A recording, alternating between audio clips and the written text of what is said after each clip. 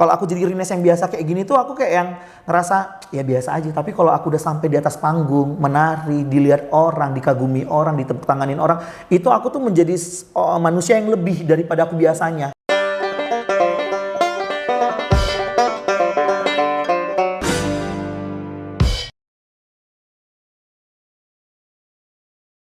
Assalamualaikum warahmatullahi wabarakatuh. Halo Sobat Visip, kembali lagi di channel Visip Umrah Official ya. Kali ini saya Ella Afnira dari dosen ilmu pemerintahan. Kita mau ngobrol-ngobrol sama teman-teman di rumah yang lagi nonton konten Visip Umrah Official. Dan kali ini kita mau ngobrol sama siapa? Ada narasumber kita hari ini yang keren. Ada yang kenal, boleh. Bapak silahkan kenalan dulu. Bapak ya. Bapak atau Bang atau Kak nih? Dek lah, Dek. Iya, jangan Dek dong. Jangan Dek ya kamu. Kan dosen. Oke, halo semuanya. Perkenalkan nama aku Rines Oneksi Tambo Bolon. Apalagi nih? Udah itu aja. Itu dulu ya. Mungkin mau spill yang lain, umur mungkin. Umur nggak perlu di-spill karena saya masih muda juga dan kalian juga udah tahu itu. Oh, iya. Kita sepantaran ya. Kita dosen-dosen muda.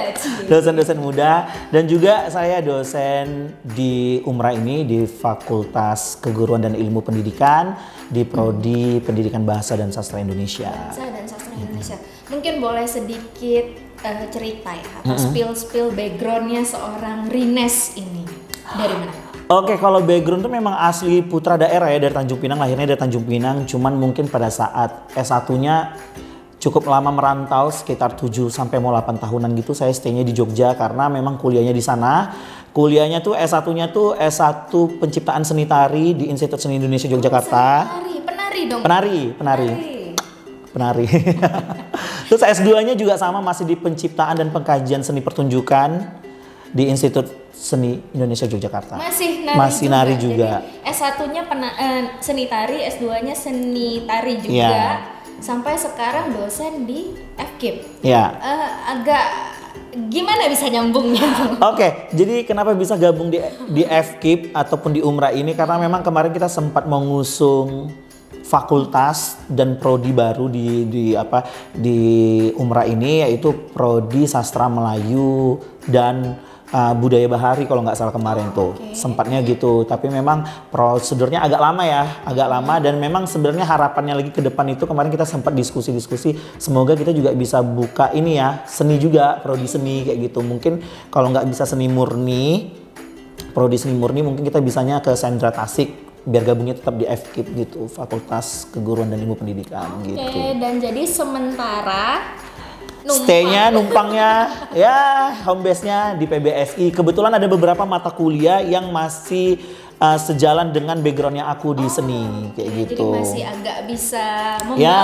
Benar. Sama dong kayak saya. Saya kan juga background-nya awalnya kan komunikasi. Cuma karena memang di Visip komunikasinya belum ada, jadi sementara ya numpang dulu di ilmu pemerintahan. Jadi sebenarnya kita berdua adalah dosen-dosen muda yang suka numpang.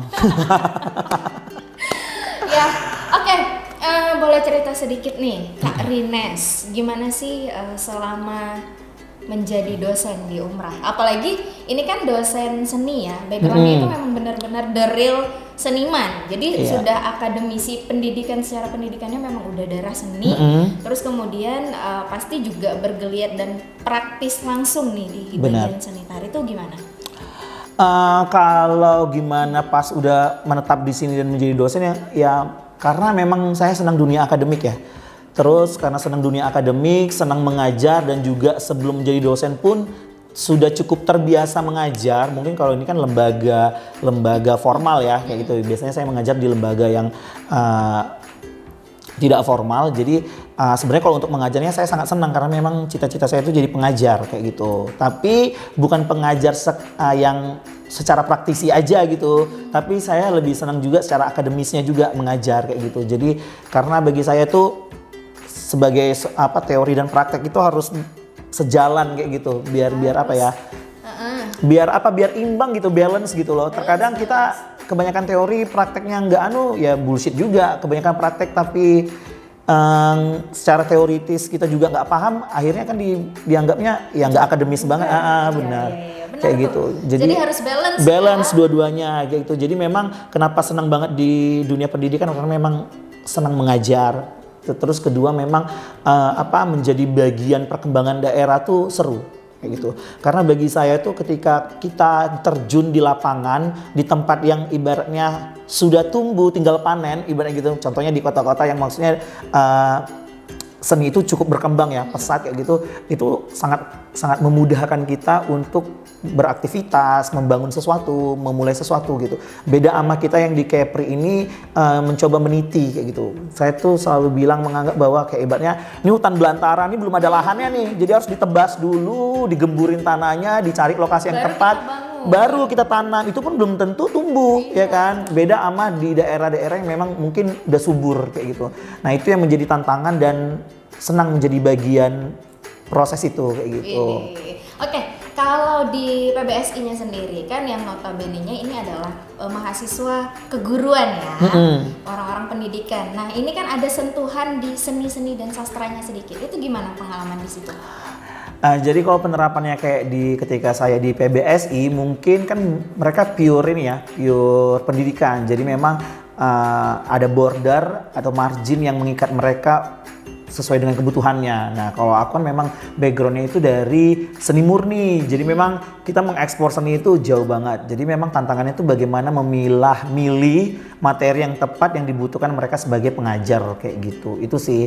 Dan juga kebetulan di PBS ini ada mata kuliah yang memang sesuai dengan bidang saya, keilmuan saya, yaitu mata kuliah pementasan, terus Aliwahana Sastra yang berujung pada pengkaryaan seni pertunjukan juga, terus drama, teater kayak gitu. Tapi awal-awalnya mengajar seni anak pendidikan, rasanya gimana?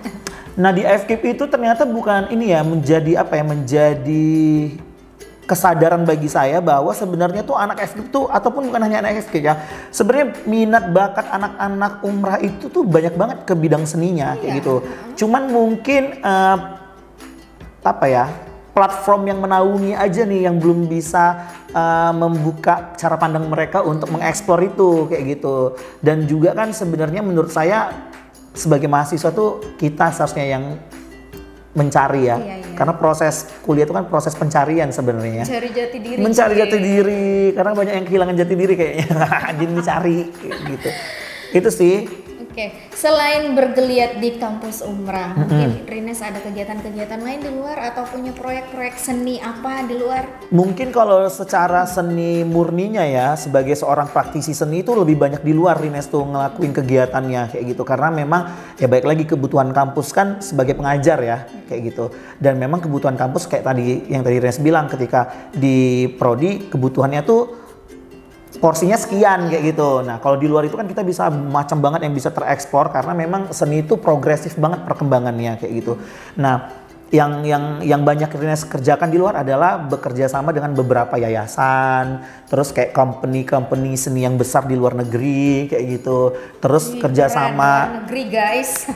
lumayan lah diberi kesempatan gitu. Okay, terus kerja bareng sama kementerian Kemdikbud tuh sering banget, Direktorat Jenderal Kebudayaan tuh kita sering banget kayak gitu. Yang terakhir ini tuh Pekan Kebudayaan Nasional, kita residensi seniman di Sulawesi Selatan. Jadi ada di Makassar, Latimojong, terus Toraja. Jadi kita ada 3 tempat yang kita terjun ke situ tuh. Kita riset selama hampir 3 mingguan. 3 mingguan kita di situ, terus kita kayak membaca laku hidupnya mereka di sana, terus kita bikin pertunjukan di sana. Tapi jadi bagian dari masyarakat gitu. Jadi kayak benar-benar kayak model anak-anak KKN gitu, riset, terjun. Ya gitu. kalau kita pengabdian lah ya. Iya kayak gitu. Ya kegiatannya seperti itu, banyaknya juga beberapa dinas, mungkin kadang ada beberapa. Karena memang Rines tuh bukan hanya sebagai pelaku seni atau pengkarya seni aja gitu. Rines juga sering gabung ke entertain, industri kreatif yang maksudnya yang mengeksplor misalnya kayak wastra, kain tradisional, terus kearifan lokal masyarakat Kepulauan Riau tuh apa aja yang bisa dieksplor kayak gitu, kayak tim kreatif kayak gitulah. Jadi memang sering banget terjun ke beberapa dinas terkait untuk kegiatan-kegiatan industri kreatif kayak gitu.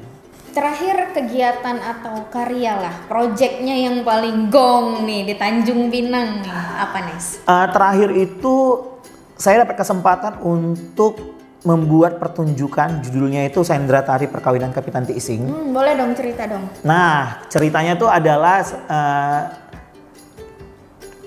Tanjung Pinang itu kan terkenal banget dengan ini ya, kesusastraannya. Jadi kesusastraan yang luar biasa, sastra-sastra kuno itu masih banyak banget yang belum dialih-aksarakan ke tulisan alfabet, kan biasanya Arab Melayu, terus dialih-aksarakan ke dalam tulisan alfabet Indonesia kayak gitu kan. Nah, terus ada salah satu sastrawan yang mengalih-aksarakan itu, lalu Rines ditugaskan untuk bagaimana ini bisa dialihwahanakan ke dalam bentuk sebuah pertunjukan kayak gitu. Nah, kebetulan naskah itu juga naskah yang menarik sekali karena Perkawinan Kapitan Tiising ini kan bagaimana Bentar, kalau dari judulnya ini agak ke Chinese gitu ya, benar banget kayak gitu. Bagaimana ternyata pada masa itu kehidupan keharmonisan antara Melayu dan Cina itu sebenarnya sudah ada dari dulu kayak gitu.